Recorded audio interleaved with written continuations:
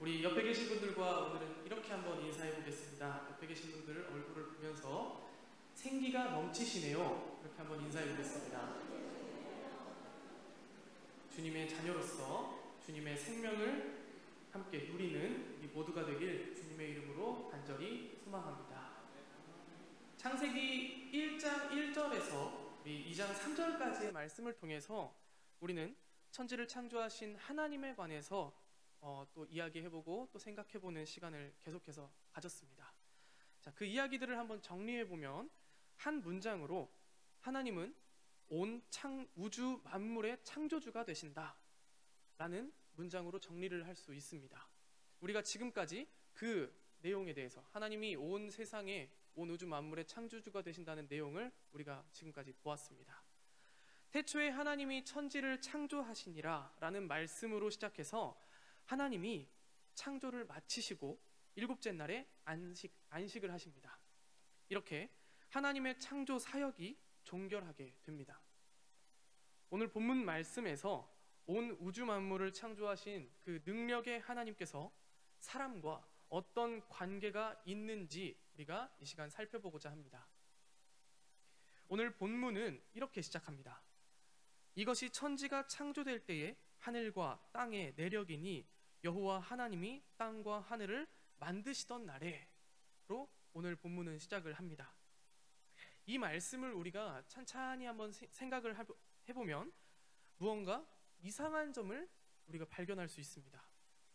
분명히 하나님의 창조 사역은 끝이 났는데 이 말씀은 다시 창조가 시작되는 듯한 그런 느낌을 주기 때문입니다. 게다가 히브리어 원어 본문을 살펴보면 그 1장에 나타난 그 하나님의 이름과 2장에 나타나는 하나님의 이름이 조금 다릅니다. 창세기 1장에서 사용된 하나님의 이름은 엘로힘이라는 단어를 사용을 하고, 그리고 오늘 우리가 보고 있는 이 2장에서 사용된 하나님의 이름은 여호와입니다. 성경에서 여호와라는 칭호가 오늘 본문에서 처음 등장합니다. 이런 차이 때문에 여러 가지 오해들이 생겨나기 시작했습니다.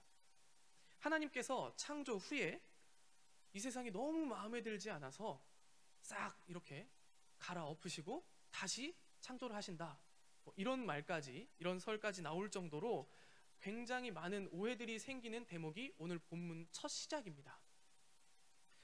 이런 현상은 창세기의 기록 목적을 파악하면 해결할 수 있습니다.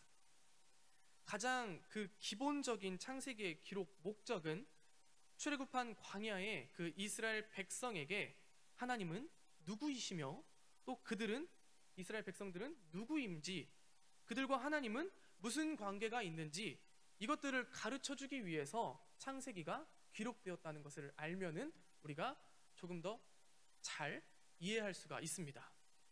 우리가 이미 살펴본 창세기 1장 1절에서 2장 3절까지는 하나님 창조 사역을 하나님 중심으로 설명하고 있습니다. 하나님이 창조를 계획하시고 또 실행하시고 평가하시는 장면이 기록되어 있습니다. 그래서 창조주이신 하나님을 장엄하고 전지전능하시며 또 위대하신 엘로힘 하나님으로 묘사하고 있는 것이 창세기 1장 1절에서 2장 3절까지의 말씀입니다. 하지만 오늘 본문 2장 4절부터는 하나님이 이루어 놓으신 창조 사역의 초점을 사람에게 맞추어 설명하고 있음을 볼 수 있습니다. 그래서 사람에게 관심을 갖고 계시는, 사람을 사랑하시는 그 구원자이신 여호와 하나님이라는 이름을 사용하게 됩니다. 여호와라는 이 칭호는 하나님께서 모세에게 친히 계시하신 인격적이고 고유한 하나님의 이름입니다. 택한 백성과 언약을 맺으시고 신실하게 언약을 성취하시는 하나님을 강조하는 그 명칭이 바로 여호와입니다. 이 출애굽기 3장 14절을 보면은 이렇게 기록되어 있습니다. 하나님이 모세에게 이르시되 나는 스스로 있는 자이니라. 나는 스스로 있는 자이니라 라고 본인을 소개하시는 장면이 출애굽기 3장 14절에 등장을 합니다. 여기서 이 출애굽기에서 모세가 만난 이 하나님, 이스라엘을 구원할 하나님의 이름이 여호와, 즉 스스로 계시는 하나님입니다.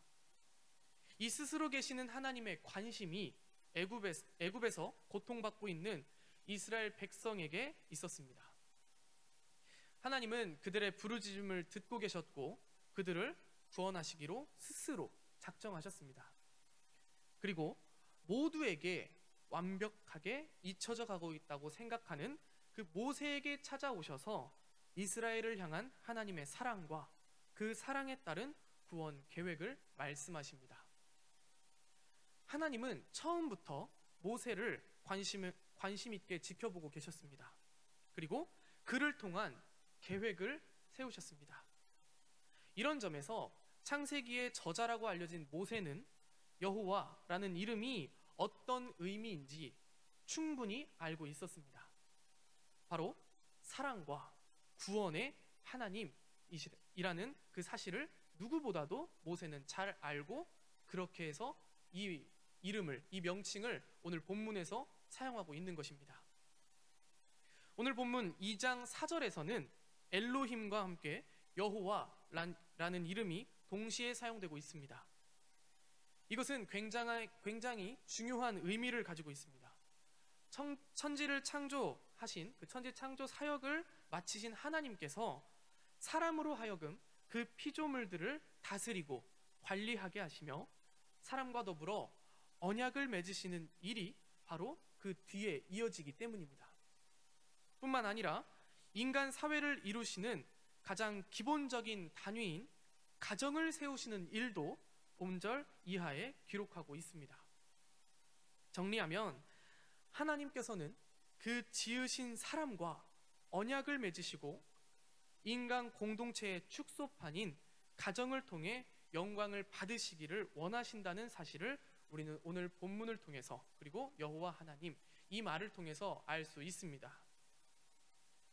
사람은 자유의지를 가진 인격체로서 하나님과 교제하는 존재입니다. 하나님과 언약을 맺게 될 귀중한 존재이기도 합니다. 오늘 본문은 이런 모든 일들이 모두 하나님의 언약의 근거함을 우리에게 보여주고 있습니다.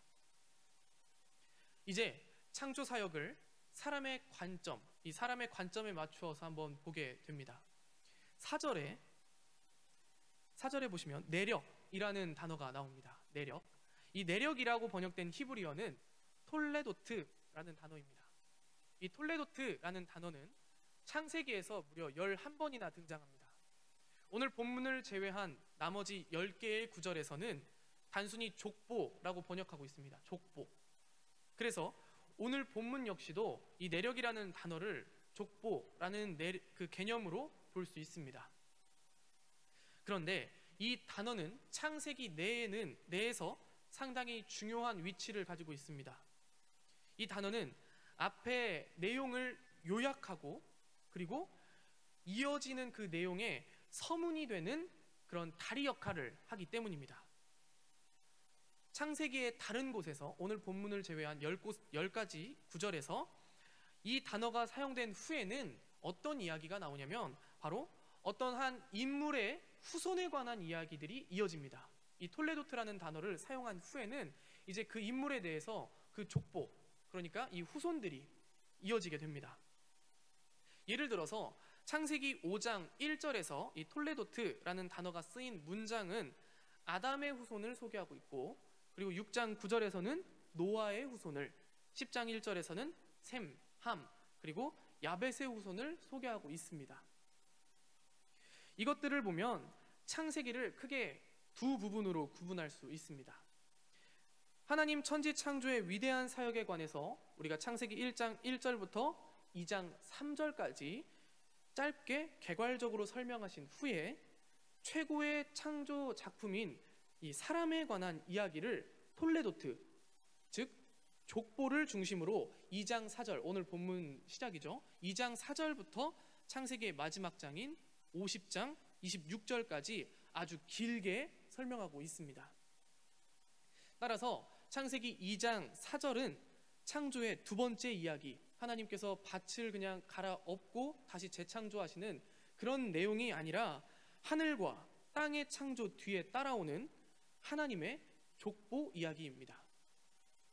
다시 말해서 앞에서 말한 바와 같이 오늘 본문의 말씀부터는 하나님의 창조 순서에 초점을 맞춰서 그렇게 보는 것이 아니라 사람을 중심으로, 이제 하나님의 그 자손인 사람을 중심으로 그 창조 과정의 의미를 추적하는데 초점이 맞춰져 있습니다. 이제 이 내력이 사람을 창조하시는 장면으로 이렇게 자연스럽게 이어집니다. 창조 후에 첫사람 아담이 창조되었는데 그것이 내력이라는 말, 이것으로 시작을 하게 됩니다. 이 아담은 창조하신 하나님의 아들이라는 사실을 우리가 이 내력이라는 말을 통해서 알 수 있습니다. 아담이 하나님의 아들이라면 이스라엘 또한 하나님의 자녀들입니다. 이 이야기는 출애굽기 4장 22절에서 너는 바로에게 이르기를 여호와의 말씀에 이스라엘은 내 아들 내 장자라 라고 하나님께서 친히 밝히십니다. 그래서 광야를 행진하고 그리고 광야에서 생활하고 있는 이스라엘 백성은 아담의 후손으로 하나님의 형상과 하나님의 모양대로 창조된 하나님의 아들이라는 정체성을 갖게 됩니다. 그들은 노예가 아니라 하나님의 아들입니다. 그래서 애굽에서 종살이를 할 수 있는 존재들이 아닙니다. 이것은 이스라엘 백성에게는 자기 정체성을 깨닫게 하시는 하나님 언약의 말씀입니다. 그런데 하나님의 자녀가 되는 권세가 그 이스라엘 백성을 넘어서 더 나아가 우리에게까지 이어지고 있습니다. 고린도후서 6장 17절과 18절 말씀에서 사도 바울은 그러므로 너희는 그들 중에서 나와서 따로 있고 부정한 것을 만지지 말라. 내가 너희를 영접하여 너희에게 아버지가 되고 너희는 내게 자녀가 되리라. 전능하신 주의 말씀이니라 하셨느니라 라고 사도 바울은 기록한 바 있습니다. 우리를 향한 하나님의 목적은 우리가 하나님의 자녀가 되게 하시는 것입니다. 하나님의 소원은 하나님은 우리의 아버지가 되시고 우리는 하나님의 자녀가 되는 것입니다. 하나님의 형상과 하나님의 모양으로 창조된 우리는 하나님을 닮았고 전능하신 창조의 그 능력으로 지어진 하나님의 자녀입니다. 하나님의 성품을 잃어버린 사람은 하나님의 자녀라 할 수 없습니다. 하나님의 자녀는 하나님을 닮아야 합니다. 그 외형뿐만 아니라 성품까지도 닮아야 합니다. 그것이 하나님의 자녀라 불릴 수 있는 조건입니다. 이제 5절과 6절에는 이 땅의 상태를 보여줍니다. 이 5절과 6절은 이제 7절로 이어지는 7절로 넘어가기 위한 상황을 설명해 주고 있습니다. 우리 5절 말씀을 한번 보겠습니다. 5절 말씀을 보면 땅을 갈 사람이 없어서 들에는 초목도 없고 밭에는 채소가 나지 않는 상태라고 묘사합니다. 우리가 아는 천지 창조의 순서는 초목과 채소가 지어진 후에 사람이 창조되어야 하는데 그 순서가 뒤바뀐 모습을 볼 수 있습니다. 사람이 없기 때문에 초목도 없고 채소도 없다. 이렇게 이야기하고 있습니다. 이것은 계속 앞에서도 이야기했듯이 하나님을 중심으로 설명하는 것이 아니라 인간을 중심으로 인간에게 초점을 맞춰서 그 천지 창조 사역을 설명하기 위해서 이렇게 표현을 하고 있는 것입니다. 여기서 중요한 건 천지 창조가 순서가 바뀌었다 이것이 아니라 하나님께서 온 피조 세계를 창조하셨다는 사실입니다. 창조주 하나님의 능력을 5절과 6절을 통해서 그리고 더 나아가 성경 전체적인 내용을 통해서 알 수 있습니다. 그리고 그런 하나님 창조의 중심에는 사람이 있습니다. 사람이 없기 때문에 채소도 없고 초목도 없다. 그래서 이 천지 창조는 사람을 중심으로 되었다는 것을 우리는 알 수 있습니다.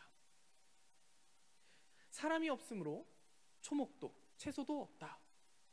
그리고 또 하나님의 생육하고 번성하며 땅에 충만하라, 땅을 정복하라 라는 지상 명령만 봐도 우리가 알 수 있습니다. 하나님께서는 피조 세계에 새로운 질서와 명령을 사람을 통해서 부여하십니다. 사람을 향한 하나님의 각별한 사랑을 알 수 있는 대목이기도 합니다.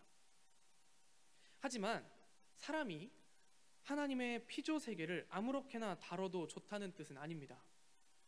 6절에서 안개만 땅에서 올라와 온 지면을 적신다 라는 말은 식물들이 살아갈 충분한 물이 이 땅에 가득하다 라는 뜻입니다. 정리하면 사람이 살아갈 수 있는 조건은 아직 완성되지 못했지만 하나님의 피조물 중에 하나인 이 식물이 살아갈 수 있는 조건은 너무나도 완벽하게 조성된 상태를 묘사하고 있습니다. 즉, 식물 역시도 하나님의 사랑을 받는 피조물이라는 사실을 우리 인간은 잊어서는 안 됩니다. 우리가 창세기 1장에 기록된 다섯째 날, 그 다섯째 날 이야기를 통해서 이미 나눈 내용이 있습니다. 간략하게 이야기하면 물이라는 피조물이 생명의 근원이 된다는 이야기입니다. 물. 오늘 본문과 연관지어 보면 하나님은 하나님의 피조 세계를 다스릴 대리 통치자로 사람을 선택하셨지만 하나님께서는 그 피조 세계를 통해서 사람을 심판하실 수도 있으십니다. 사람이 하나님의 명령을 지키지 않을 시에는 가차없이 심판이 주어집니다. 노아의 홍수가 그 대표적인 예입니다. 그러면서 사람과 땅의 연관 관계를 이제 보여주고 있습니다. 본문에는 지리적인 용어가 나오는데 그 중에서 땅이라는 단어가 계속 등장하고 있죠. 땅. 우리말로는 땅이라고 번역이 계속해서 되어 있지만 원어를 살펴보면 두 가지 단어가 나옵니다. 5절, 하나님이 땅에 비를 내리지 않았다라는 단어, 이 문장에서는, 이 말씀에서 땅은 에레츠라는 단어를 사용하고 있습니다. 그리고 그 뒤에 나오는 땅을 갈 사람이 없었다라는 이 말씀에서는 이 땅이라는 말이 원어로는 아다마라는 다용을 사용합니다. 이 단어들을 더 정확하게 해석하면 위에 나오는 땅, 그러니까 하나님이 땅에 비를 내리지 않으셨다, 여기서 나오는 땅, 이 에레츠는 대지를 의미합니다. 대지. 대지라는 것은 지표면을 모두 포함하는 광범위한 땅을 의미합니다. 그래서 이 땅은 하늘과 대조가 되고 그 땅에서 식물도 자라고 비도 내립니다. 반면에 그 뒤에 나오는 땅, 아다마라는 단어, 이 단어는 토지라는 뜻입니다. 토지는 대지보다는 조금 작은 의미의 땅을 의미하죠. 흙으로 구성되고 사람이 경작하는 농경지, 이것들을 의미합니다. 그래서 이 아다마라는 단어를 사람과 함께 이 오늘 본문에서는 사용하고 있습니다. 사람이 갈 농경지, 이것을 표현하기 위해서 이 아다마라는 단어를 사람과 함께 사용하고 있습니다. 7절에 보면 사람이 땅의 흙으로 지어졌는데 여기서 사용되는 단어가 아다마입니다. 즉 토지에 있는 그 흙으로 사람이 지어졌습니다. 이 아다마라는 단어를 더 세분화해서 그 뜻을 살펴보면 붉다, 그러니까 빨갛다라는 뜻을 가지고 있습니다. 그래서 이 뜻은 아담에서 유래하여 흙이 붉은 것을 반영하는 표현입니다. 그런데 본문에서 드러나는 바와 같이 이러한 흙으로 사람이 지어졌습니다. 그래서 7절에 등장하는 사람이라고 해석된 히브리어 역시 아담이라고 표기하고 있습니다. 이렇듯 땅과 사람은 뗄래야 뗄 수 없는 존재들입니다. 땅을 갈 사람이 없어서 사람이 창조되지 않았다는 것은 하나님을 대신해 그 땅을 경작하고 보호할 존재가 필요하다라는 의미입니다. 그리고 이 땅이 없으면 사람도 없습니다. 사람이 살아갈 수 있는 그 조건이 안 됩니다. 그곳에 있는 흙으로 사람이 지어졌기 때문입니다. 즉 사람은 땅으로부터 시작되었고 그 땅을 지키고 보호해야 할 책임이 있음을 오늘 본문은 가르쳐주고 있습니다.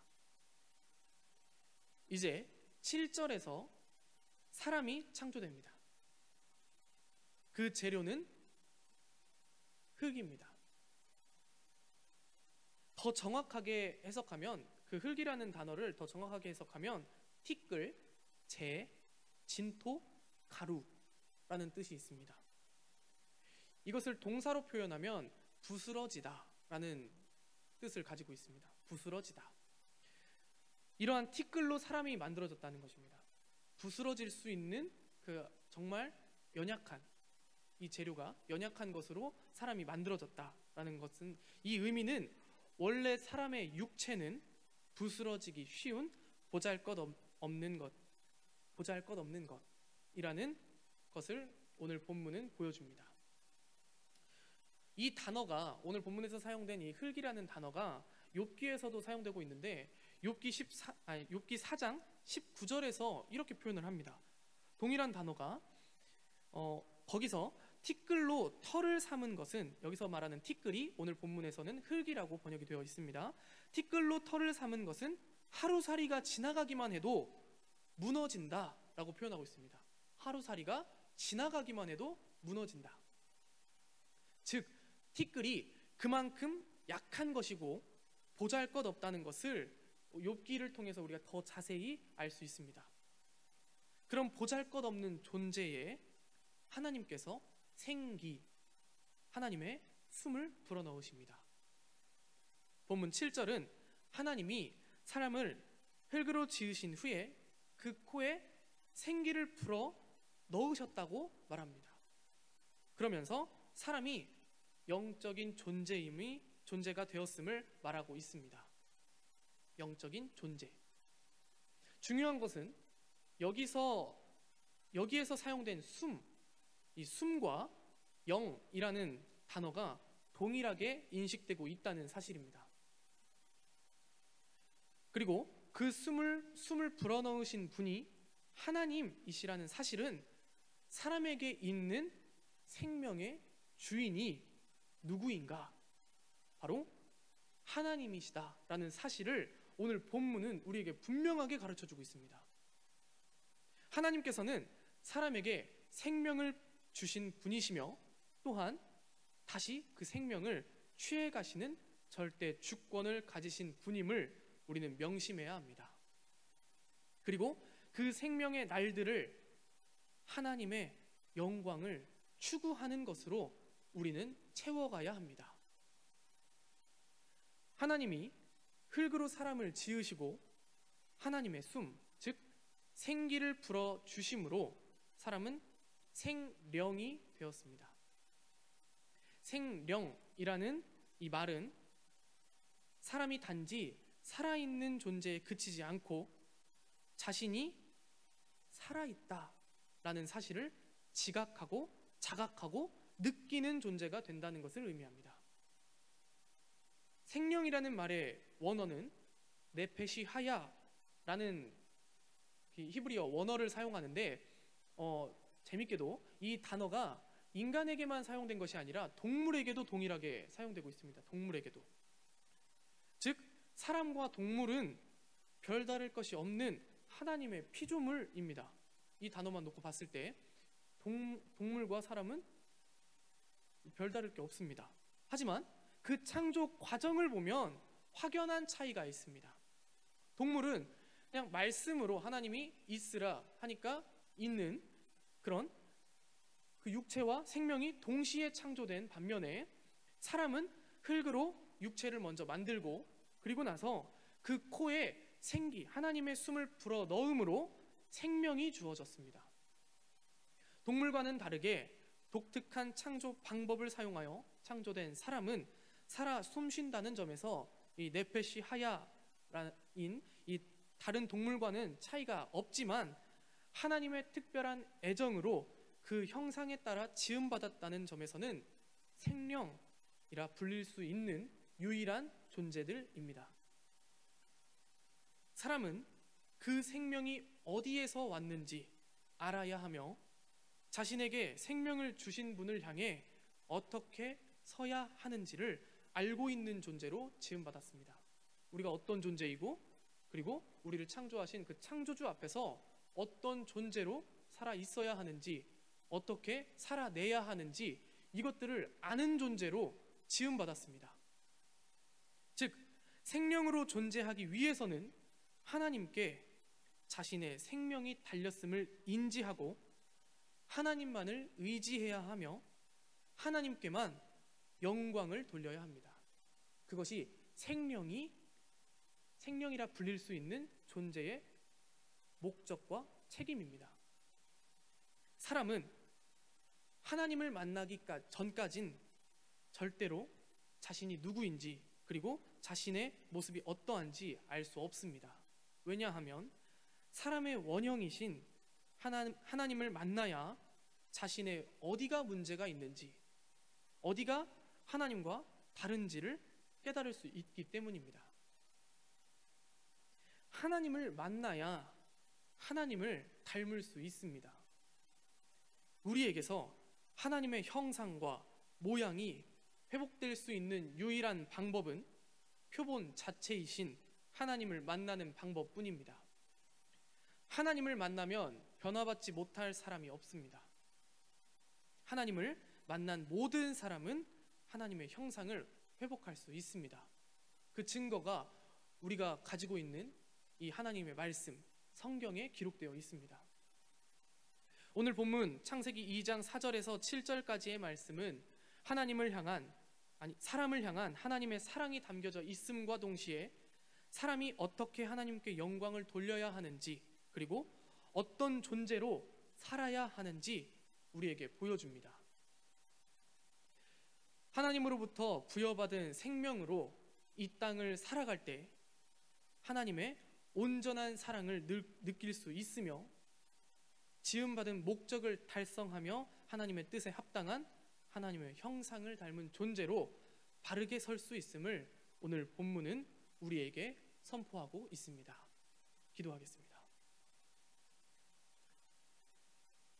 창조주 하나님, 우리에게 생명을 허락해 주심에 감사합니다. 주신 생명에 감사하며 오늘도 주님께 찬양과 경배를 올려드립니다. 모든 영광을 주님께서 홀로 받아 주시옵소서. 주님의 숨으로 부여받은 생명을 소중히 아끼고 또한 지음받은 목적을 따라 바르게 서 나아가는 주님의 피조물이 되게 하여 주시옵소서.